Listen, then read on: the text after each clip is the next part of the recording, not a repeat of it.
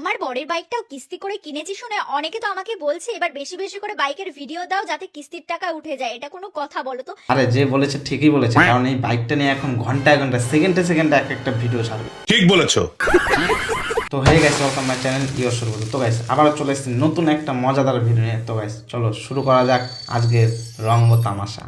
কিস্তি করে কিনেছি শুনে অনেকে তো আমাকে বলছে এবার বেশি বেশি করে বাইকের ভিডিও দাও যাতে কিস্তির টাকা উঠে যায়। আরে দিদি বাইক কিনেছো তো ভালো কথা, কিন্তু যারা এই কথাগুলো বলেছে তারা একদমই খারাপ কথা বলেনি, ঠিক কথাই বলেছে। কোনো কথা বলো তো? মানুষের ভালো দেখলে মানুষ কিছু কিছু মানুষ তো সহ্য করতেই পারে তো না। একই জিনিস নিয়ে একটা জিনিস নিয়ে ঘন্টায় ঘন্টা তুমি ভিডিও ছাড়বা, সেটা তো কেউ সহ্য করবে না দিদি।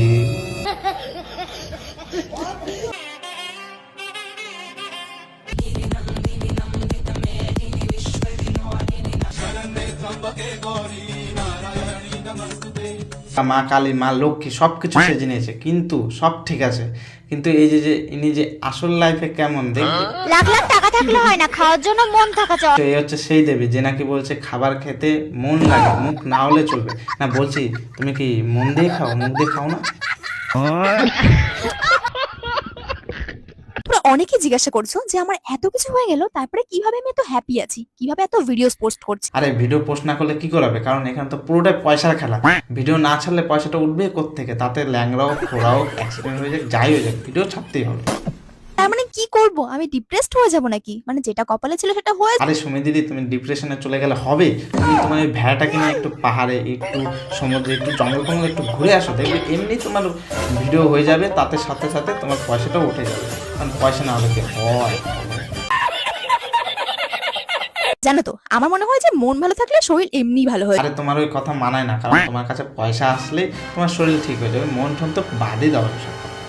ये तो धोती खोल रहा है। বাই দ্য ওয়ে, এখনো মেডিসিন চলছে, খুব তাড়াতাড়ি আমি একদম আগের মতো সুস্থ হয়ে যাব। ভাই কত লোক দেখা করতে আসছে, মনটা কি ভাল লাগে তাই না? যাদের আসার এক্সপেক্ট করেছিলাম তারা কেউই আসেনি, কিন্তু কিছু কিছু লোক এমন এসছে আচ্ছা বলছে কিছু কিছু লোকের মধ্যে তোমার এই ভেড়াটাও পারে, যে নাকি এখন দাঁড়িয়ে দাঁড়িয়ে দাঁত খেলাচ্ছে। ও ভেড়ার মুখে হাসি দেখেছো, পুরো একদম কলগেট। আমরা গঙ্গায় চলে এসেছি শুদ্ধ হতে। তোমার কি মনে হয় তুমি গঙ্গার জলে শুদ্ধ হয়ে যাবে? না না না, তুমি যা পাপ করেছো এই গঙ্গার জলও তোমার কাছে হার মেনে যাবে। আর গাইস আজকের জন্য ভিডিও এখানে শেষ। ভিডিও যদি ভালো লাগে থাকে অবশ্যই একটা লাইক করে দেবে, কমেন্টে জানাও ভিডিও কেমন লাগলো। আর চ্যানেলে যদি নতুন হয়ে থাকে অবশ্যই সাবস্ক্রাইব করে ফেলো। আর দেখা হচ্ছে নতুন একটা ভিডিও নিয়ে। সবাইকে জানাই হ্যাপি হোলি, ভালো থাকো, সুখে থাকো। দেখা হচ্ছে নতুন ভিডিওতে।